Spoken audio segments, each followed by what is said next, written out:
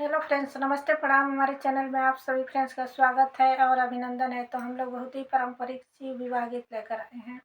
अगर अच्छा लगेगा तो लाइक शेयर सब्सक्राइब जरूर कीजिएगा और कमेंट बॉक्स में हर हर महादेव जरूर लिखिएगा आप सभी, और फुल वॉच इस गीत को जरूर कीजिएगा। तो चलिए सुनाते हैं।